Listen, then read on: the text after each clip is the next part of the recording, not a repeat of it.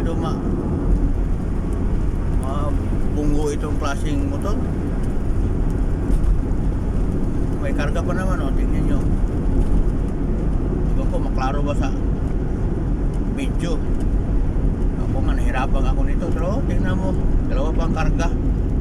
Wala talagang walang ilaw-ilaw yung likod.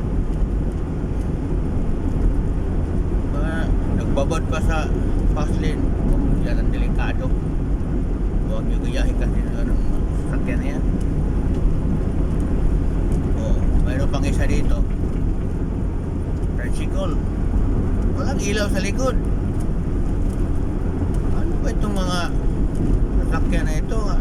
Tingnan mo, nasa gitna pa. Buti lang, tumatabi kaunti. Ano nang hindi ko pa pinusahan. So, delikado talaga. Dapat may ilaw sila, mga ganito, kasi madilim pa eh. Madaling araw pa. Nasa gitna sila, walang ilaw, mabilis ang takbo. Tapos hindi naman siya klaro sa paningin ng driver. Gaya ko, mabilis ang takbo ko, hindi ko mapansin yan. Mapansin ko nasa harapan na talaga mismo. Dahil walang kailaw-ilaw. Yun ang resulta nga magkaroon ng disgrasya dahil sa kakulangan natin, no, bilang mga driver. Although ako, hindi naman ako perfectong driver, pero hanggat kaya ko, talaga, ni-check ko talaga yung ilaw nga kompleto sa likod. Kaya ganyan, no, wala talagang ilaw-ilaw.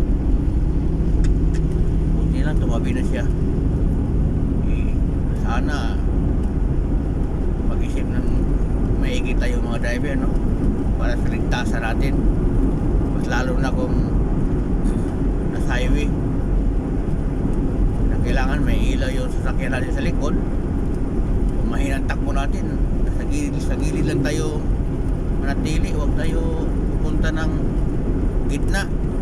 Nasa gitna ka pa tapos wala ka pang ilaw sa likod, mayroon iba mabilis magtakbo, talaga madidisgrasya talaga. Kasi ganyan ka klaseng driver, madisgrasya ngayon nag-iingat, ano pa kaya yung hindi nag-iingat, di ba? So yan lang mga kabiyahedor, no, huwag natin gayahin ang ganyang klaseng mga driver, rider at saka tricycle driver. Thank you for watching.